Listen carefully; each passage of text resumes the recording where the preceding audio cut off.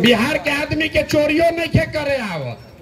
अरे 500 रुपया लेके जकरा के विधायक रउआ बनावत नहीं, वो जब जीत के आएगा तो आपके और आपके बच्चों के हलक में उंगली डाल के 5,000 10,000 घूस लेगा और आप बाप बाप चिल्लाइएगा कि बिहार में बड़ा भ्रष्टाचार बा।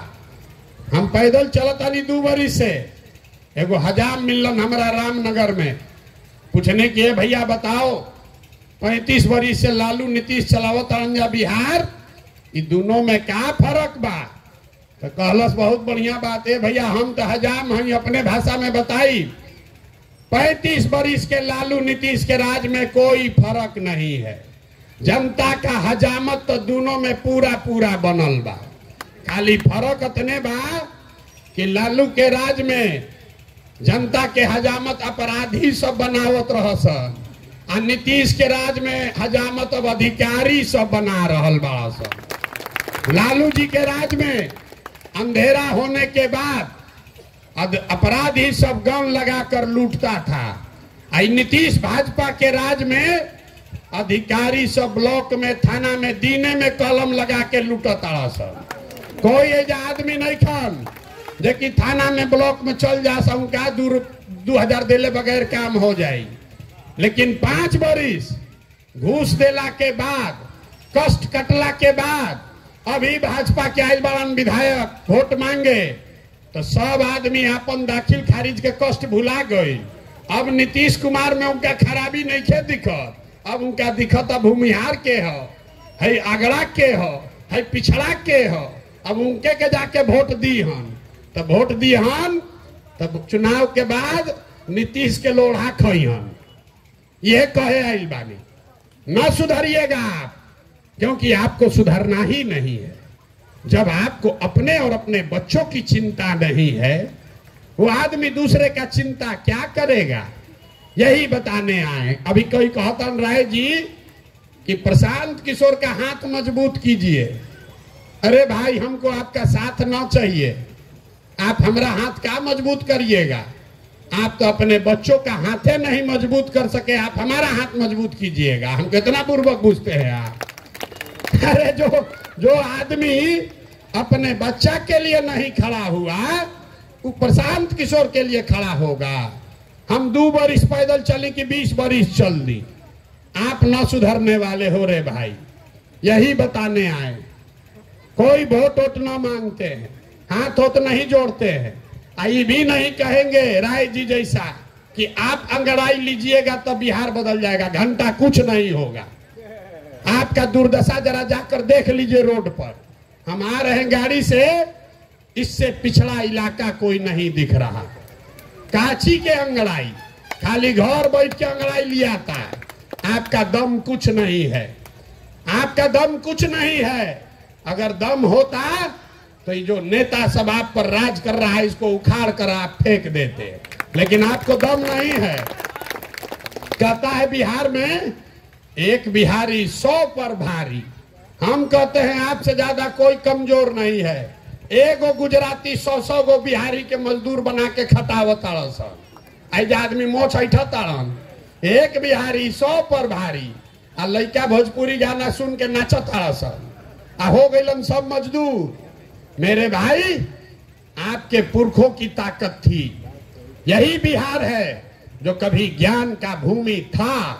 दुनिया भर से लोग यहाँ पढ़ने आते थे, लेकिन आज आपका हमारा जो बिहार है, ये मजबूत लोगों का बिहार नहीं है, ये मजदूरों का बिहार है, अनपढ़ों का बिहार है। हर घर से लड़का बाहर गया है पलायन करके 10,000 रुपया के रोजी रोटी के लिए। तो अगर इसको सुधारना है तो जगिए, आपके पास ये अवसर है।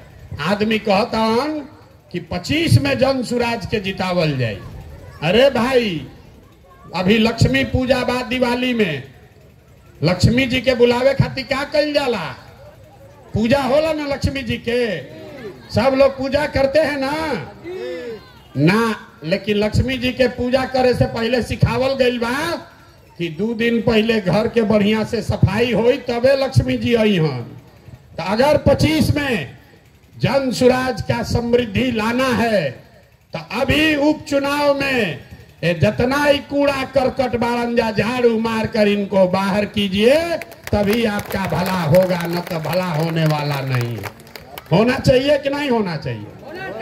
एक अभी हथवा उठा के बोले है कोई नेता काम नहीं किया है, तो अब बोलिए कि जो नेता काम नहीं किया, जिन नेताओं ने आपके बच्चों को लूटा है, जिन नेताओं ने आपके बच्चों को अनपढ़ मजदूर बनाया है, उसको वोट दीजिएगा कि नहीं दीजिएगा?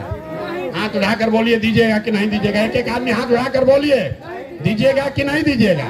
नहीं ना दीजिएगा, नहीं ना दीजिएगा। अब दीजिएगा तो अपने बच्चों का पाप का भागी कौन होगा? आप खुद होइएगा। जन सुराज को अच्छा लगे तो जन सुराज को दीजिए, नहीं अच्छा लगे तो कोई बात नहीं, निर्दलीय को दो। वो भी अच्छा न लगे, नोटा पर बटन दबाइए।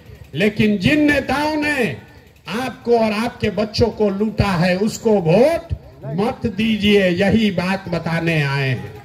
अब इतना देर आप हमारा बात सुन लिए। हम 2-2.5 बरिस से पैदल चलत रही। 5 दिन आप जाते हैं बाबा धाम, आपका हाथ पैर फूल जाता है। हम 2 बरिस से पैदले चल देनी।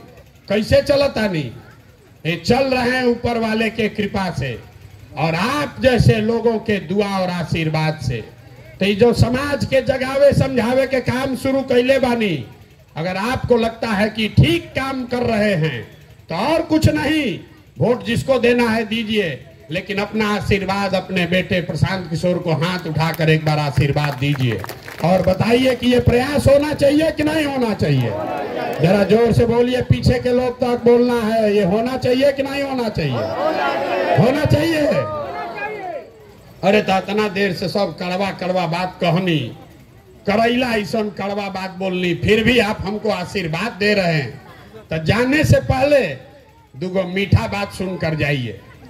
भगवान ने हमको जो शक्ति बुद्धि पैसा साधन दिया है, लोग कहता है कि हम जिसको सलाह दे दें, जेकरे हाथ पकड़ ली वही आदमी जीत के राजा हो जाएगा। तब की हाली संकल्प लेके आइल बानी, जितना शक्ति भगवान देले बाड़ा, अगला 2 बरिस में पूरा बिहार पैदल चल के यहाँ पर ऐसा व्यवस्था बनाएंगे जिसमें लालू का राज नहीं, नीतीश का राज नहीं, मोदी का राज नहीं, प्रशांत किशोर का भी राज नहीं। 2025 में आपका जनता का राज कायम होना चाहिए। होना चाहिए कि नहीं होना चाहिए? जोर से बोलिए, होना चाहिए कि नहीं होना चाहिए? होना चाहिए ना। तो जब ये जनता का राज 2025 में बनेगा तो नाल एकर 2-3 संकल्प बा, याद कर लीजिए। नाली गली बने चाहे मत बने, स्कूल अस्पताल जब सुधरी तब सुधरी, लेकिन पहला संकल्प है कि साल भर के अंदर जितना आपके घर का बाल बच्चा गया है बाहर मजदूरी करने, जो बच्चे यहाँ बेरोजगार बैठे हैं, उसको नौकरी हो या न हो, लेकिन सभी के लिए कम से कम 10 से 12 हजार रुपया के रोजी रोजगार का व्यवस्था यहीं पर करके दे दिया जाएगा। होना चाहिए कि नहीं होना चाहिए? होके चाहिए। तो जोर से बोलिए, होना चाहिए कि नहीं होना चाहिए?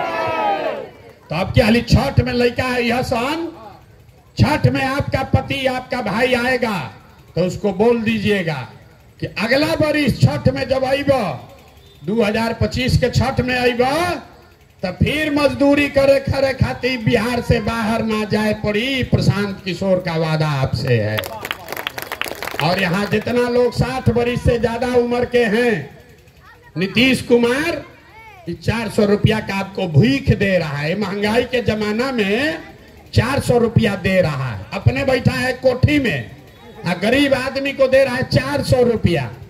तो इसलिए तय हुआ कि जब ये जनता का राज बनेगा तो 60 वर्ष से ज्यादा उम्र के हर महिला पुरुष को कम से कम 2000 रुपया महीना पेंशन के व्यवस्था जरूर कर दी जाएगी। होके के चाहे कि ना होके के चाहे? जोर से बोलिए, होके के चाहे कि ना?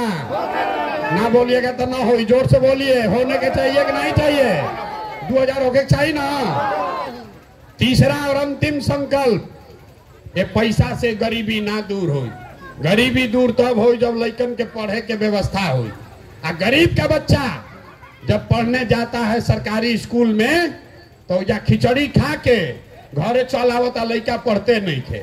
हमनी के देखी जे सरकारी स्कूल में पढ़ल बानी जा, सरकारी स्कूल से पढ़ के यहाँ पहुंचे हैं। नीतीश लालू के सरकार में पढ़ाई का व्यवस्था पूरा बर्बाद कर दिया, गरीब का बच्चा सब मजदूर बन गया।